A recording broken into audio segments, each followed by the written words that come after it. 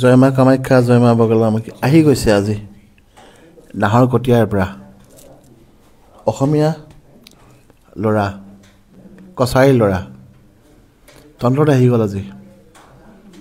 মই একো নকওঁ, বিশেষ মই কৈ থাকিলে বাৰু বেয়াই হয়। তেওঁকে সুধক কেনেকুৱা লাগিছে। গুৰুদেৱৰ ওচৰত আহি যথেষ্টখিনি মুকলি হৈছে মনটো।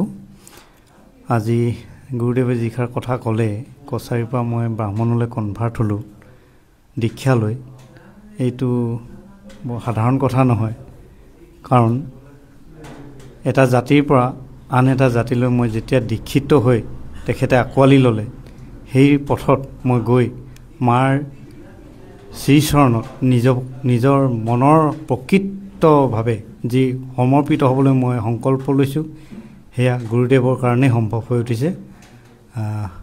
সেয়াৰ মনটো যথেষ্ট ভাল লাগিছে যে মাৰ শ্ৰীচৰণত নিজকে সমৰ্পিত কৰিবলৈ মই সুবিধা পালোঁ। সকলো অসমৰ জনগোষ্ঠীৰ মানুহ তন্ত্ৰ যদি আহিব লাগে সেইটো কওক।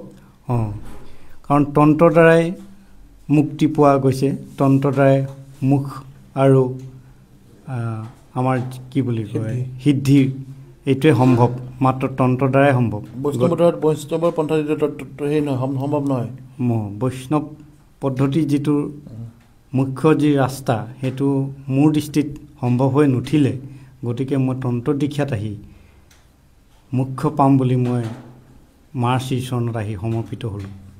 পাবই আপুনি, জব কৰিব ভালকৈ থাকিব, মোৰ আশীৰ্বাদ আছে, সদায় লগত থাকিম। হয়, ঠিক আছে। জয় মা কামাখ্যা, জয় মা কামাখ্যা, জয় মা বগলামুখী।